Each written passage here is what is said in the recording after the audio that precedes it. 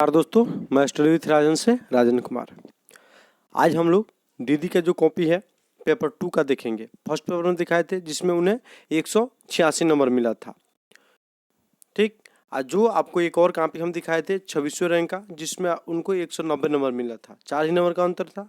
यहाँ पे देखेंगे सेकेंड पेपर में इनको 148 नंबर ही मिले हैं। अब इतना मतलब 150 के नीचे नंबर यहीं सिलेक्शन न होने का कारण बना। अब हम देखेंगे कि इसमें कैसे, क्यों, कहाँ चूक हो गई। इस कॉपी में क्वेश्चन पढ़ते हुए हम आप लोग को बताएंगे। इसके साथ साथ अगर आप सरस्वती पीटी की तैयारी करना चाहते हैं और सीडीपीओ का, तो हमारे चैनल से जुड़ सकते हैं, क्योंकि हम आपको 64वीं पीटी में 119, 65वीं पीटी में 107 और 66वीं पीटी में 122 नंबर लाए हैं। यदि आप लोग को विश्वास नहीं हो तो हम 1 मिनट का एक वीडियो डाले हैं जो आपको वैकेंसी से संबंधित न्यूज़ है बीपीएससी का, उसको देखिए। उसमें हम मार्कशीट का अपने प्रूफ बताए हैं। चलिए बढ़ते हैं, हम बिना बकवास करते हुए क्वेश्चन देखते हैं। सबसे पहला क्वेश्चन क्या है, खंड 2 का क्वेश्चन लिखे हैं प्रथम पहले में। तो एक क्वेश्चन क्या कहता है, भारत वर्तमान में भारतीय कृषि की प्रमुख समस्याओं का पर प्रकाश डालते हुए, वर्तमान में भारतीय कृषि की प्रमुख समस्याओं पर प्रकाश डालते हुए उन्हें दूर करने हेतु सुझाव दें। साथ ही भारतीय कृषि के विकास हेतु सरकार द्वारा चलाए जा रहे प्रमुख कार्यक्रमों की चर्चा करें। मतलब इस क्वेश्चन में आपको सबसे पहले समस्या बताना है, अपना सुझाव देना है और सरकार का प्रयास दिखाना है। क्वेश्चन के 3 पार्ट हैं। ठीक, समस्या, सुझाव और योजना, मतलब सरकार द्वारा चलाई जा रहे योजनाएं, अब प्रयास। तो सबसे पहले इन्होंने क्या किया है, आपको इंट्रोडक्शन दिया है।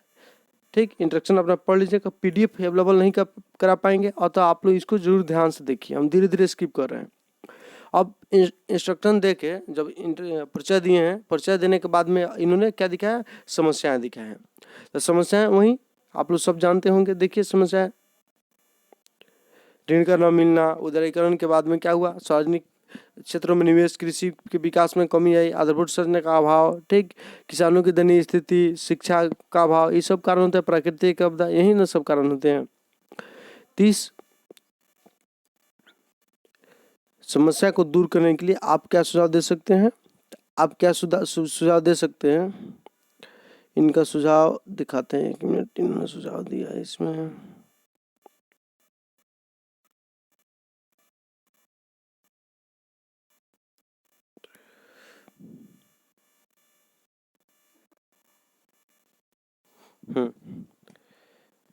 इन्होंने समस्या दिखा दिया, उसका यहाँ पे सुझाव दिए हैं। ठीक, सुझाव को हम देखते हैं। देखिए, उत्पादन का उचित मूल्य मिले, मेगा फूड पार्क का स्थापना किया जाए, यहाँ पे आप लोग बता दिए। उसके बाद क्या बोले हैं आपको, सिंचाई के लिए आधुनिक तकनीक का इस्तेमाल किया जाए, जैसे इजराइल का ड्रिप सिंचाई, ब्राजील से वर्षा जल कृषि की तकनीक अपनाई जाए। ठीक, उसके बाद वैकल्पिक कृषि एवं जैविक कृषि अपनाई जाए, आधारभूत संरचना का विकास हो, सबसे महत्वपूर्ण किसानों को जागरूक किया जाए, शिक्षित किया जाए, कृषि यंत्रीकरण, सहकारी कृषि और कृषि वाणिज्यिकीकरण एवं सामाजिक वानिकी, मतलब कृषि वानिकी, सामाजिक वानिकी इत्यादि को अपनाकर कृषि को लाभदायक बनाया जा सकता है। बहुत महत्वपूर्ण सुझाव दिए हैं। ठीक, आगे हम देखेंगे सरकार द्वारा क्या क्या प्रयास किए जा रहे हैं। तो उस समय जो जो योजना थी, चल रही थी 10 सालों के अंदर, उसको दिखाएंगे। तत्काल में जो चलेगा सबसे पहले उसको दिखाएंगे। तो 19-20 में क्या किया था, कृषि क्षेत्र के लिए क्या क्या किए थे, ऑपरेशन ग्रीन, न्यूनतम समर्थन मूल्य की लागत को 1.5 गुना करना, जो स्वामीनाथन आयोग की रिपोर्ट के अनुसार है, ये बात बताए गए थे। उसके बाद 22,000 जो बाजार थे उसका निर्माण किया जाए सही से। उसके बाद प्रधानमंत्री फसल बीमा योजना लागू किया गया था, क्षतिपूर्ति एवं मुआवजा नीति लाई गई थी। इसके साथ साथ खाद्य प्रसंस्करण के लिए शुल्क शुरू किया गया, संपदा योजना, प्रधानमंत्री कृषि संपदा योजना। उसके बाद आपको प्रधानमंत्री कृषि सिंचाई योजना। उसके बाद आपको जैविक कृषि को बढ़ावा देने के लिए परंपरागत कृषि विकास योजना लाई गई थी।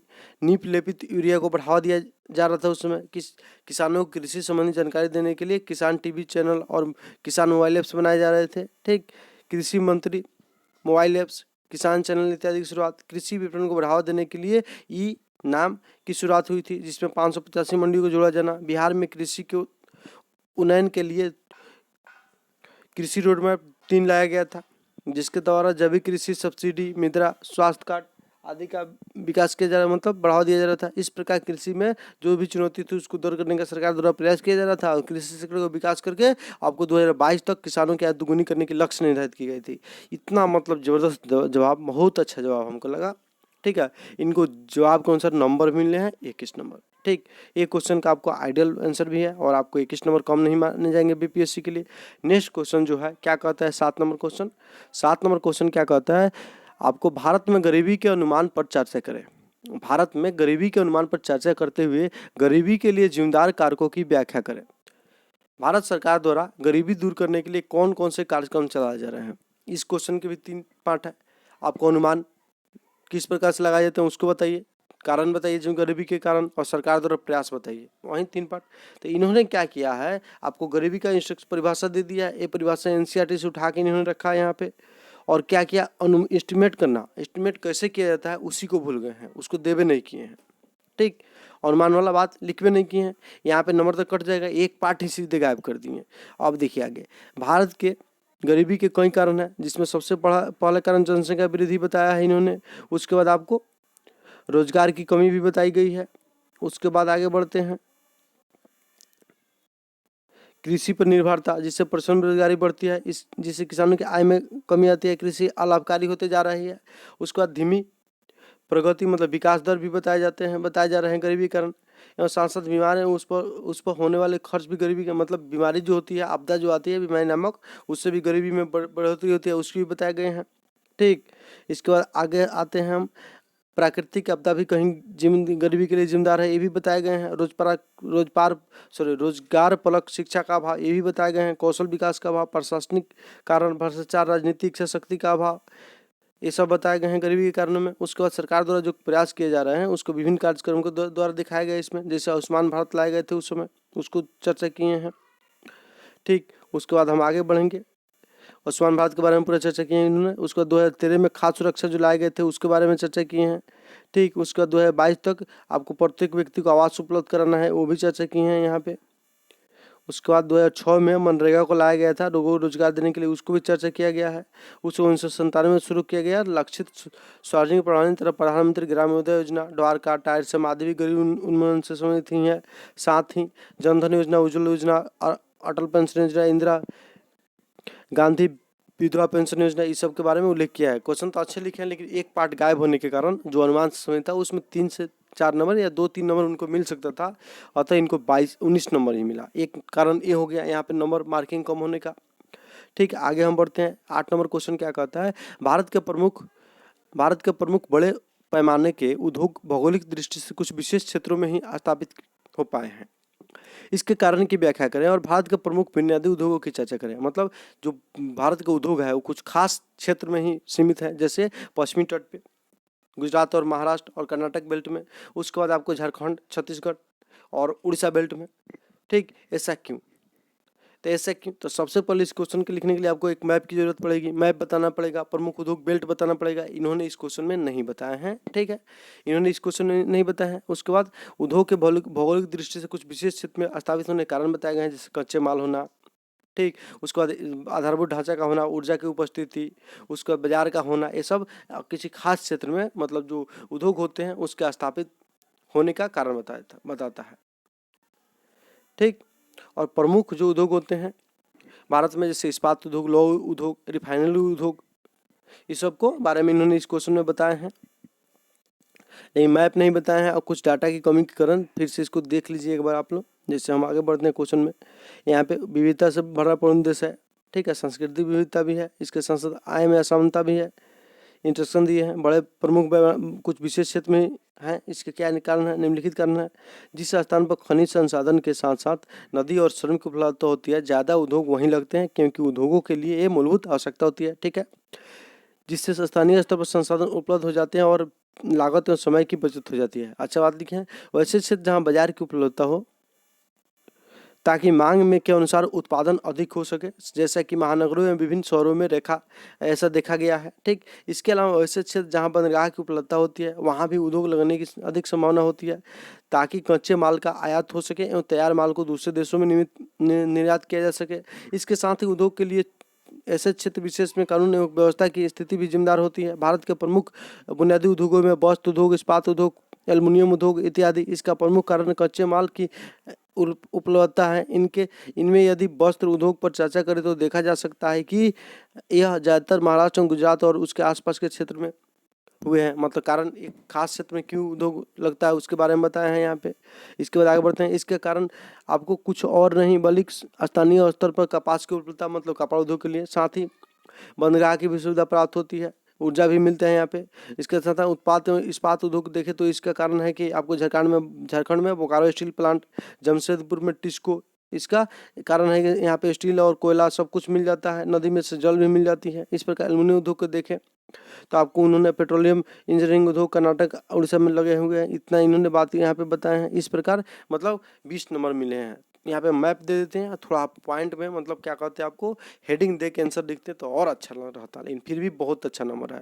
तो देखिए कंटेंट आपका मतलब उपयोग अच्छे हैं कि नहीं उस पर नंबर डिसाइड कर रहा है। जिसमें इन्होंने कंटेंट अच्छा डाला है वहाँ पे आपको 20+ नंबर मिले हैं, जहाँ पे कंटेंट नहीं होगा वहाँ पे नंबर कम मिलेगा। देखते हैं आगे। अभी तक तो नंबर उन्होंने अच्छा प्राप्त किया है। हिस्ट्री में आपको 60 नंबर इन्होंने प्राप्त किया, 59 नंबर, 60 नंबर, 21, 19, 20। अब आगे हम देखेंगे। आपको खंड ए में आपको पॉलिटिकल साइंस पूछे जाएंगे, खंड ख में आपको आर्थिक और अर्थशास्त्र और भूगोल थे, हिस्ट्री नहीं, ठीक, सॉरी उसके लिए। तो अब पॉलिटिकल साइंस देखते हैं, क्वेश्चन क्या लिखा है इन्होंने। स्वतंत्रता और निष्पक्ष चुनाव संचालन में भारत के निर्वाचन आयोग की भूमिका की गंभीरता से जांच करें। इस संबंध में चुनावी पहचान पत्र किस उद्देश्य से कार्य करते हैं। मतलब क्वेश्चन क्या कर रहा है, स्वतंत्र और निष्पक्ष चुनाव के लिए चुनाव आयोग क्या क्या कार्य करता है, क्या भूमिका है, उसको बताना है। उसके बाद इसमें आपको पहचान पत्र किस प्रकार से कार्य करते हैं इसको बताना है। तो इस क्वेश्चन को उन्होंने लिखा है स्वतंत्र और निष्पक्ष चुनाव के लिए, मतलब इंस्ट्रक्शन दिए हैं चुनाव आयोग का है, चुनाव कराने के लिए किसका किसका चुनाव कराता है वो भी लिखे हैं। अभी किस प्रकार से चुनाव आयोग का कार्य क्या है वो सब बताए हैं, ठीक। जैसे निष्पक्ष चुनाव करने के लिए सबको मतलब समान अधिकार दिया जाता है रैली करने का, ठीक। उसके बाद आपको टीवी पर न्यूज़ पर आने के लिए समय आवंटित किए जाते हैं। इसके बाद चुनाव चिन्ह आवंटन किए जाते हैं। उसके बाद आपको विभिन्न प्रकार के कार्य किए जाते हैं, उसके बारे में कार्य बता दिए हैं, ठीक। उसके बाद पहचान पत्र के बारे में बताएं हैं, लेकिन इनमें आपको थोड़ा सा आंसर में कमी है। कमी होने के कारण मतलब पर्याप्त आपको पहचान पत्र के बारे में नहीं लिखे हैं, इसीलिए फर्स्ट पार्ट में तो इनको अच्छा नंबर मिला है। लेकिन देखिए धीरे धीरे हम स्क्रॉल कर रहे हैं, इसको आप लोग देख लीजिए, एक बार और कर देते हैं ताकि आप लोग अच्छे से समझ जाइएगा। हाँ, यहाँ से क्वेश्चन है, देखिए एक बार थोड़ा सा फ्रेश नहीं दिखता होगा क्योंकि यहाँ पे आपको धुंधला फोटो खींचा गया है, देखिए, ठीक। स्क्रॉल धीरे धीरे कर रहे हैं, आप लोग रोक के अपना देख लीजिएगा। देखिए चुनाव आयोग के कार्य दिखाए गए हैं, आप लोग कार्य जानते ही होंगे। चुनाव आयोग के पहचान पत्र के बारे में लिखे गए हैं थोड़ा बहुत। तो यहाँ पे आपको सेकेंड पार्ट जो हुआ कमजोर हो गया था, इसीलिए इनको नंबरिंग जो हुआ कम हुआ, ठीक। आपको 15 फर्स्ट पार्ट में मिला, बहुत अच्छा नंबर मिला। सेकेंड पार्ट में 3 ही नंबर मिले हैं, 18 नंबर। हिस्ट्री में इनको कम मिला क्योंकि आपको एक पार्ट तो बहुत अच्छे लिखे हैं, लेकिन सेकेंड पार्ट इन्होंने कमजोर कर दिया। नेक्स्ट क्वेश्चन क्या कहता है, नेक्स्ट क्वेश्चन कहता है आपको,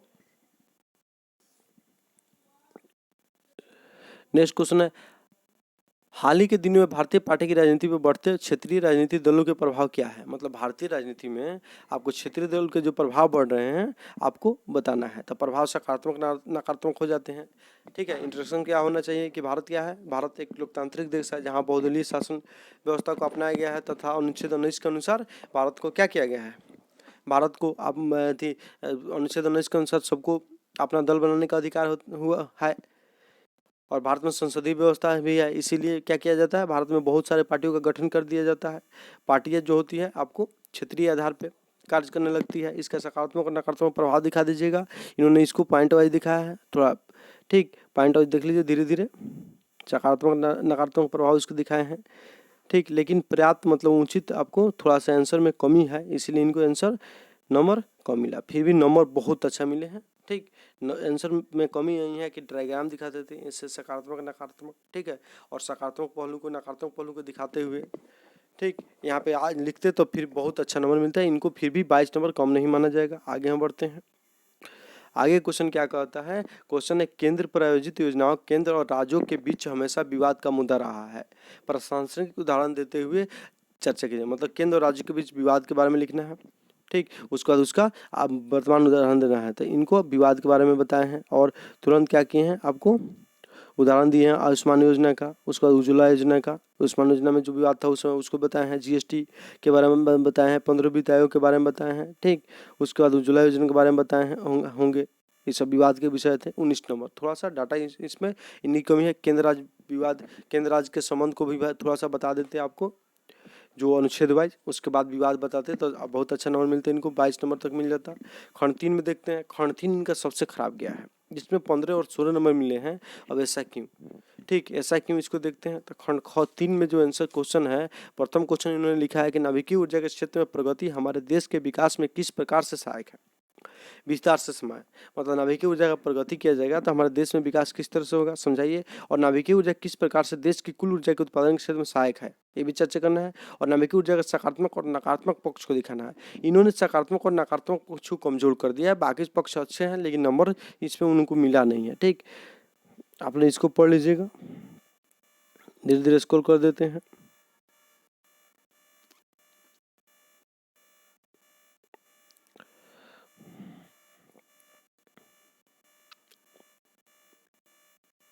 चलिए, क्वेश्चन आपको खत्म हो गया, 15 नंबर ही मिला, कमी वही, नकारात्मक सकारात्मक प्रभाव आपको अच्छे से दिखा नहीं पाया है। नेक्स्ट क्वेश्चन क्या लिखे हैं इन्होंने, आपको ग्लोबल वार्मिंग क्या है, ग्लोबल वार्मिंग से होने वाले प्रभाव को कम करने के लिए किए जा रहे प्रयासों को भारत में क्या योगदान है। निकट भविष्य में पूरा विश्व इस ग्रह के मानवों के द्वारा की जाने वाली गलतियों के कारण पानी में डूब जाएगा, उक्त कथन पर चर्चा करें। इन्होंने इस आंसर में आपको एक पार्ट गायब कर दिया है, आपको विश्व के द्वारा किए गए प्रयास में भारत का किया योगदान है। तो थोड़ा सा विश्व के प्रयास भी आपको, कॉप का मीटिंग हुआ, चाहे रियो डी जेनेरो का मीटिंग हुआ, ठीक। इसके साथ साथ आपको ओजोन परत के क्षय के बारे में दिखाना चाहिए, क्योटो प्रोटोकॉल के बारे में भी दिखा देना चाहिए, ठीक। ये सब, और उसके बाद उस समय भारत के द्वारा कुछ प्रयास किए गए थे उसको तो दिखाएं, वहीं कमजोर पक्ष हो गया, इसलिए इसमें नंबर आपको उनको थोड़ा कम मिले हैं। इस तरह से आप लोग देखिए, स्क्रॉल कर दे रहे हैं धीरे धीरे। इस तरह से इन्होंने आपको पेपर सेकेंड में आपको 148 नंबर कुल प्राप्त किए हैं, और 148 नंबर ही इनको सिलेक्शन में इंटरव्यू के लिए, मतलब फाइनल सिलेक्शन नहीं हो पाया था, ठीक। अब ये दोनों पेपर आप लोग देखिए, और 2 पेपर जो हम आपको टॉप 26 रैंक का दिखाए हैं, दोनों पेपर को कंपैरिजन कीजिए और कंपैरिजन करके अपने स्टडी रणनीति बनाइए। चलिए, अगर वीडियो आप लोग को अच्छा लग रहा है तो चैनल को आपको लाइक कर दीजिए वीडियो को, और चैनल सब्सक्राइब कर दीजिए, और दोस्तों के पास भी शेयर कीजिए, क्योंकि ये जो हमारा यूट्यूब चैनल है आपको बीपीएससी स्पेशल के लिए है, और ये नहीं कि फालतू तालतू वीडियो बनाते रहेंगे। आज तक हमारे वीडियो पे एक भी फालतू मतलब वीडियो नहीं आया होगा चैनल में, नहीं आएगा, गारंटी देते हैं। आप लोग के लाभदायक लिए होगा। अगर हमको एसएससी और रेलवे के लिए वीडियो बनाना होगा, जीएस के लिए, तो उनके लिए अलग चैनल बना देंगे, लेकिन इस वीडियो में, इस चैनल पे हम छेड़छाड़ नहीं करेंगे। ये चैनल हमारा स्पेशली बीपीएससी के लिए समर्पित होगा, ठीक है दोस्तों। आप लोग को जो पीसीएस के तैयारी करने वाले हैं उनको कोई डिस्टर्बेंस इस चैनल से नहीं होने वाला है, तो आप लोग सब्सक्राइब कर सकते हैं, ठीक। चलिए दोस्तों, नमस्कार।